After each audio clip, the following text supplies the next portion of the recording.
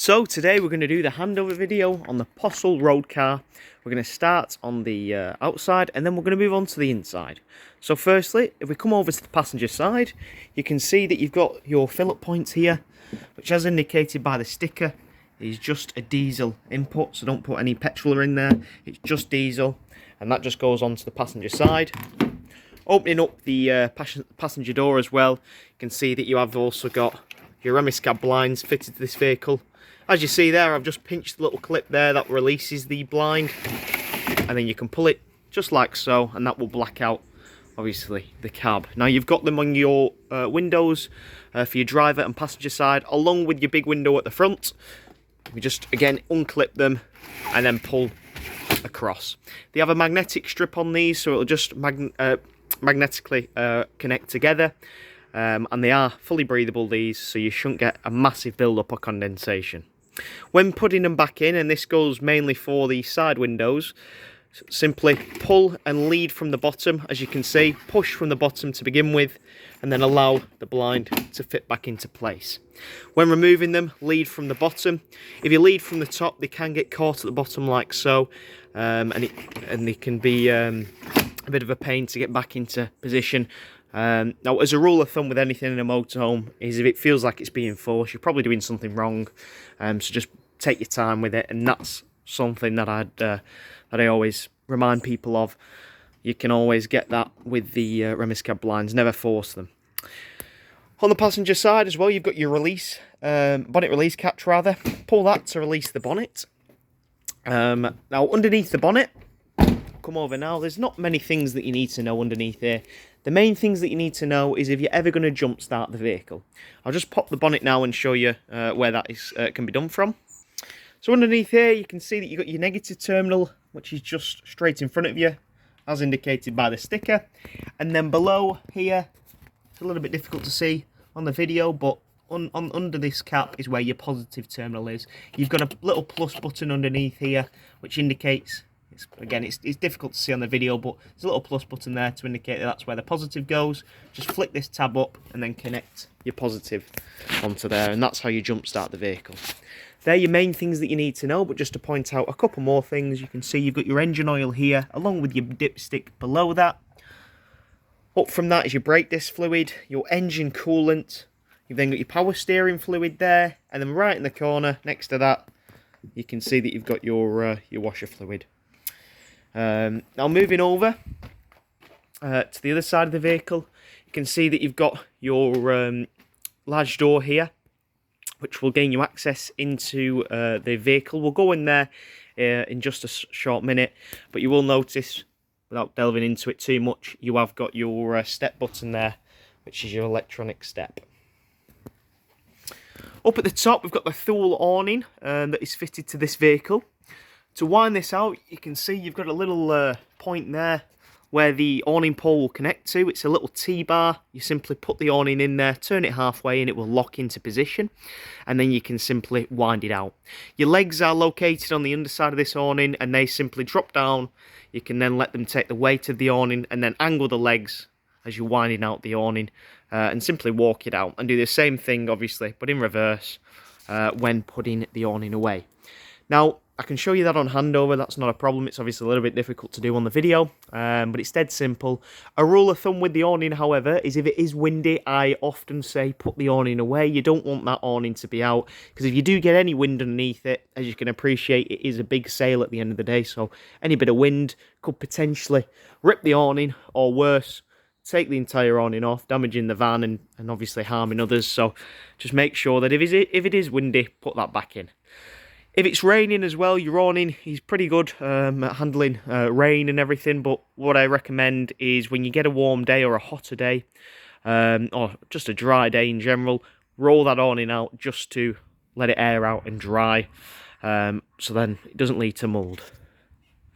Now on the back, you can see you've got your fill-up point for your water. This is for your fresh water tank, so when you're on site, all you need to do with your key, unlock this, turn this, and then fill up your fresh water tank. Obviously, when it's overflowing, you have filled the tank.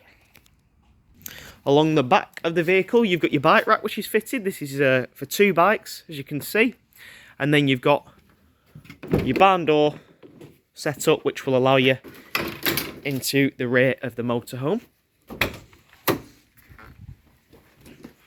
There we are.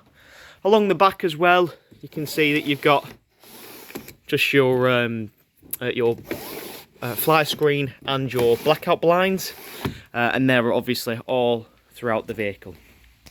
In the very back, you've got your bed. At the moment, it's not set up. I've just dismantled it for the time being so I can get underneath here for when I show you on the inside of the vehicle. But located on the passenger side is where your gas bottles are located. You can see in there is your gas regulator, so that little metal thing there is a gas regulator. All you'll need is a pigtail, which will connect onto your regulator, and then you'll have your bottle, which you'll secure in there, and that pigtail can just go into the bottle and will obviously create the connection, so when you turn your gas on, that can flow through and into the vehicle so you can use your appliances. Now, when you're travelling, always ensure that the gas is turned off. The sticker here indicates that. You don't want to be travelling with, obviously, gas on, because if you are involved in a collision, it is obviously very dangerous. So always ensure when you're travelling it is turned off, and when on site and using it, you can of course turn it on. Next up, underneath, you've got a really nice bit of storage underneath here. We've got your toolkit as well, which is just located in here, and everything that you're going to need.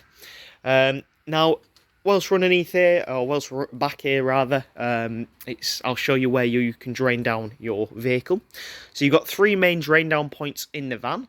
You've got your first one, which is for your fresh water. Now, as we say, your filling up point is just on the side there. And that is also where you can drain the tank, which I'll show you in a minute. You've also got your boiler drain down point, which is actually located in that little hole there. And then you've also got your wastewater drain down point as well. Now, when on site, what I recommend is if you drive over your grid, there'll be a big grid on site, you can then drain all of your tanks at once. Drain the majority of water on site. And then when you're travelling, I recommend leaving them tanks open, because as you're travelling, that vibration that obviously the road will create when you're travelling will ensure that all that residual water is out of the van. So when you arrive home, you've no water obviously clogging up the vehicle that could potentially freeze. I always recommend, especially this time of year as we're going into the colder climates, you should always drain down the van, especially not in use, because you don't want any frozen water in the system. So just bear that in mind. Now what I'll do is I'll just lift this up now. The nice thing with this bed is these rails actually remove, so you can obviously store things upright and bikes and things if you weren't using the bike rack on the back. So I'll lift this up now and show you how to drain down your water.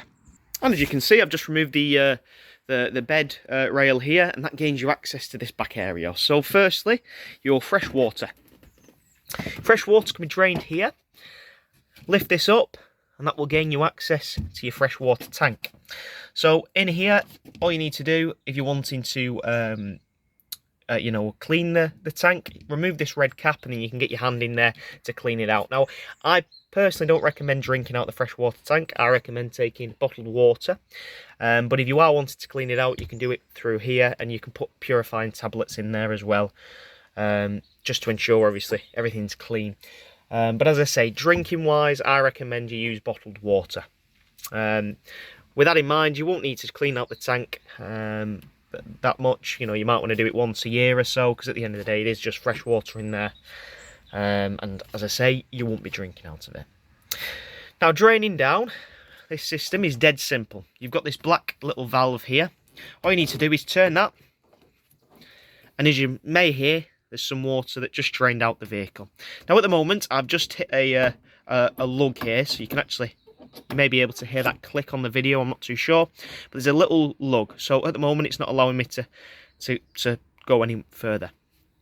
What this is designed for is if you are travelling with water, the recommended amount by the manufacturer is you travel with 20 litres. So what this will allow you to do, if you drain up until that lug where it stops there, it will drain the entire tank down to 20 litres. Which is, it's dead handy, because if you're travelling on site and you want to keep, travelling off site, you want to keep a bit of water in the van, you can drain the entire thing down quickly, just to 20 litres, so you've got enough for a brew on the way back. If you want to drain down the entire tank, all you need to do is continue past that lug, just like so, and that will drain down the entirety of the tank. Now, you may be able to hear a small trickle coming out of the van.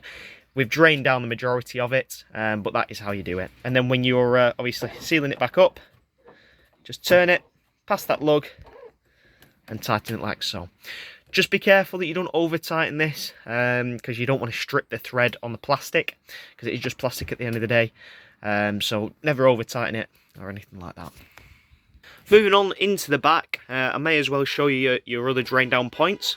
But you can see in the back here, I've just removed that other slat, just put it there, just to gain you a little bit more access. This obviously does remove as well, should you want it to, so you've got obviously an area to pass through.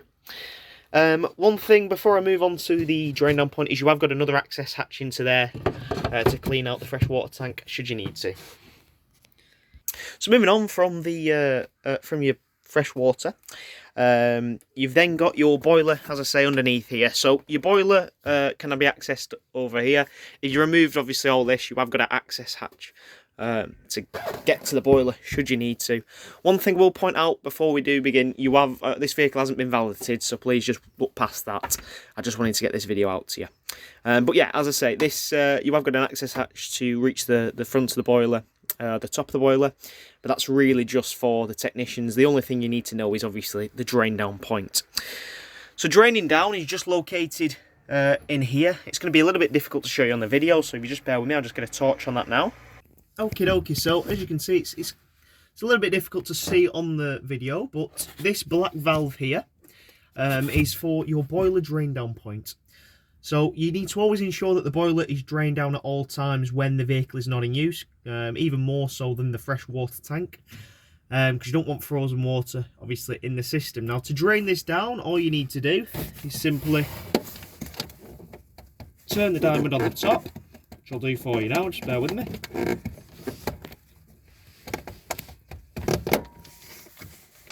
There we are. And on the top you can see that you've got a blue tab which has popped out, which is down here, and the diamond is facing back. To close it, all you need to do is push, one second, turn the diamond, I'll do for you now. So the black nib on the inside of the diamond pops in and the diamond is facing the other way. Just get the light on it. There we are. And then with this blue switch, you just need to pop that into the side so it's flush. And that means that the boiler is completely sealed and is obviously ready for use. But as I say, when you're not using the vehicle, simply turn that diamond, let this blue button pop out, and that will drain down the entire tank. Now, as you can see, it's just located in the back there. This will actually react to temperature. So if the vehicle does get to a temperature or a below temperature, you know, when you're not using it, it will automatically drain itself. It's got a quick drain down point. It's almost like a fail safe, as it's a frost protection valve, and that will drain that boiler down automatically if you have forgotten it. What you do need to bear in mind though is if you've not used the vehicle in a long time, and especially if it's cold, what you may do is you may come to use that and, you know, close it and pop the blue tab in to seal the unit. But what may potentially happen is when you come to use it, it doesn't unseal it, it doesn't pop in and it doesn't close because it's too cold, and it's obviously worried that you are going to freeze. When you put water in there, it's going to freeze. So with that in mind, you'll need to turn your heating on to circulate around here to keep that area warm. Once that, after about 30 minutes, has got up to temperature, you can then close the valve as I've shown you, and that will seal everything. So dead simple, dead easy.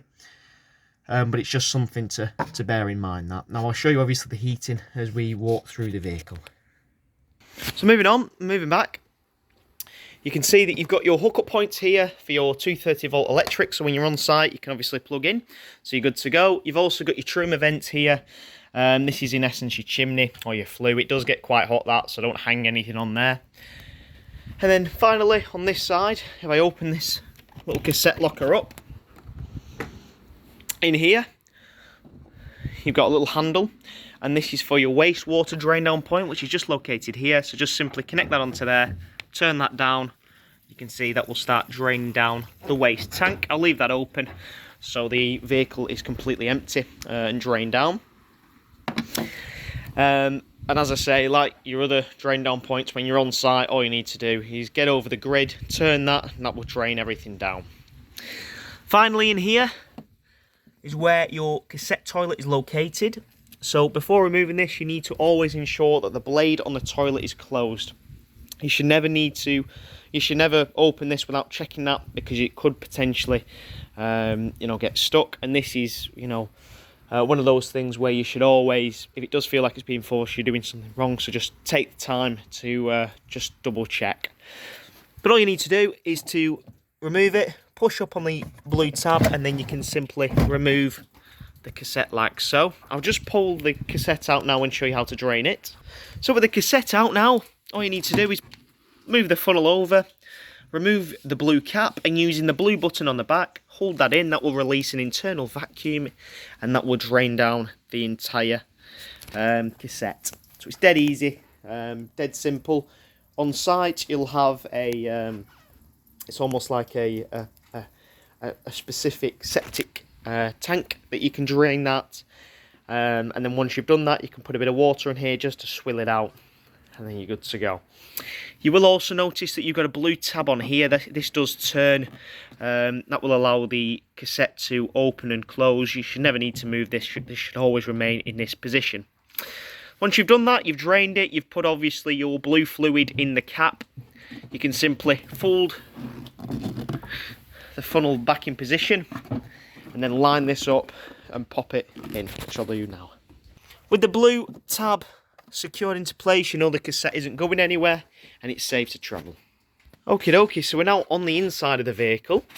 Straight away, as you come in, you can see that you've got your control panel. Click that on and you can see your lights will turn on. You can obviously turn them off individually by the switches should you want to. On here at the moment we're not plugged in, but if you were plugged in, you get a green light on there to indicate that it's receiving the power. And on the other side you've got your indicator switches. So you've got your leisure battery voltage, just hold that and it will show you the voltage.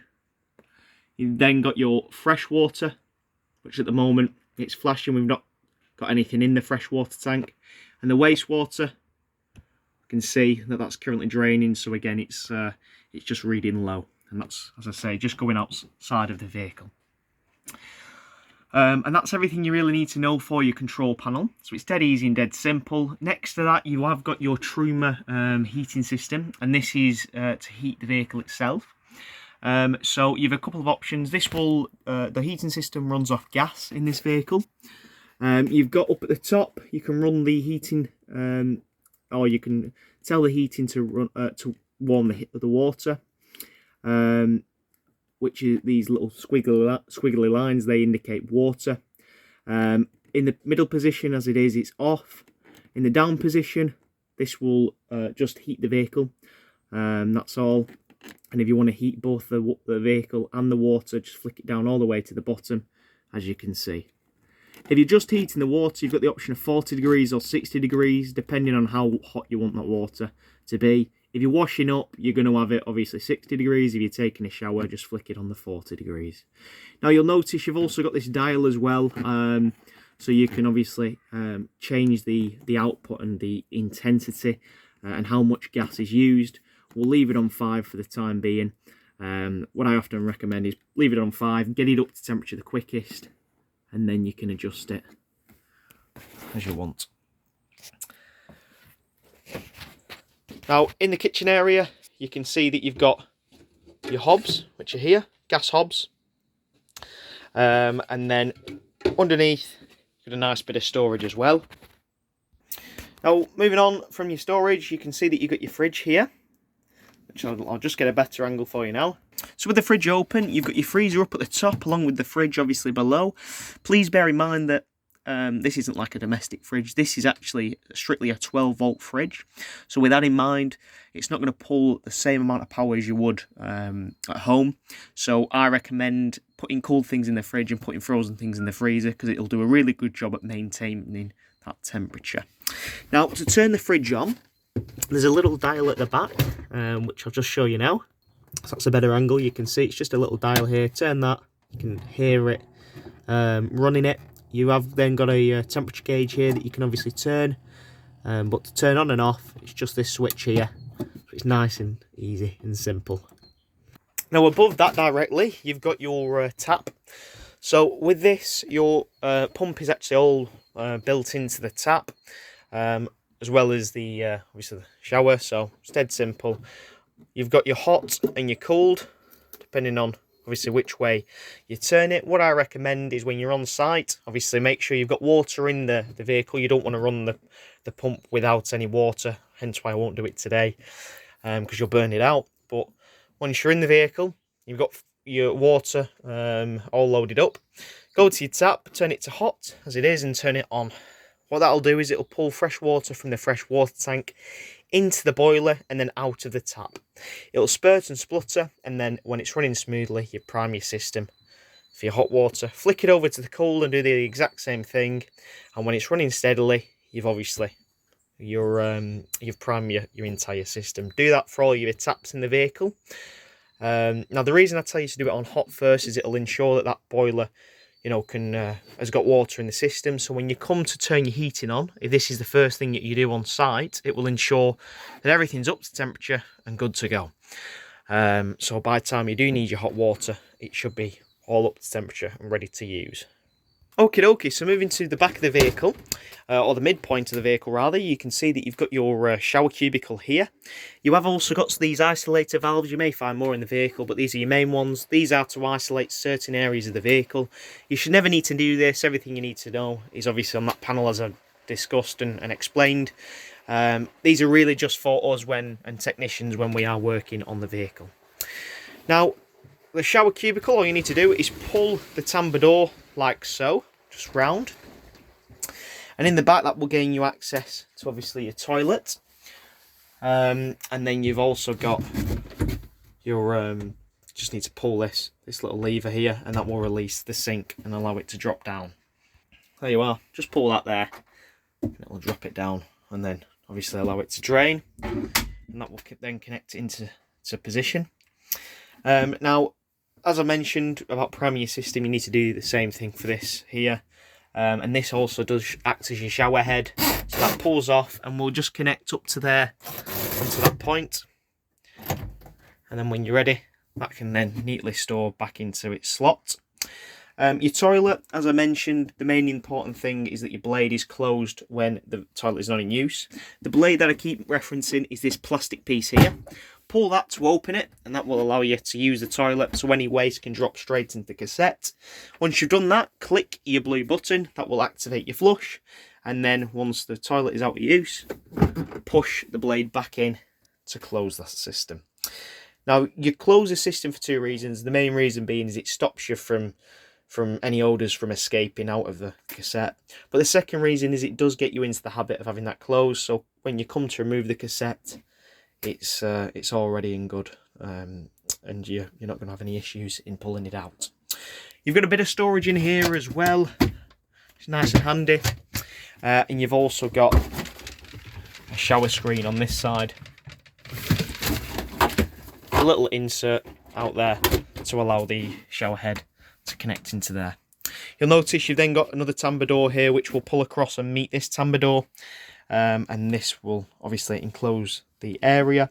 When it's in use, just obviously remove this ductboard here so everything can drain down the plug.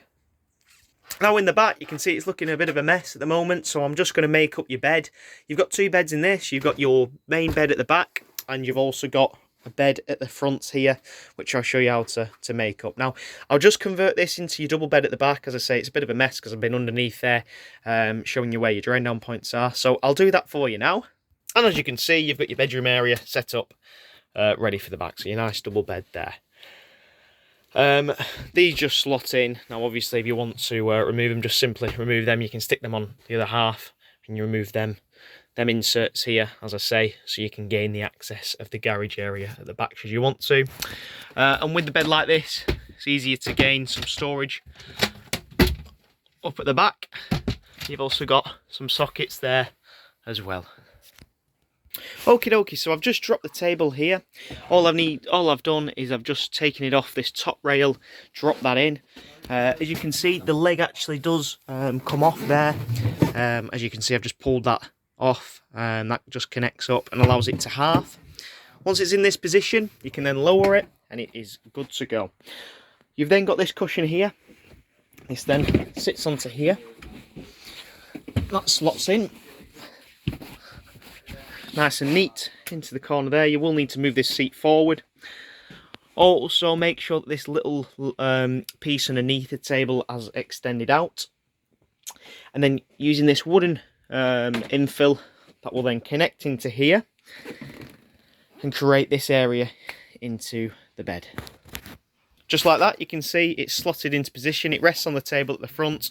You've got this lower leg that supports the back, and there is a point, you can see just that little black oval on the back that will connect into there, and that will support the edge of that there.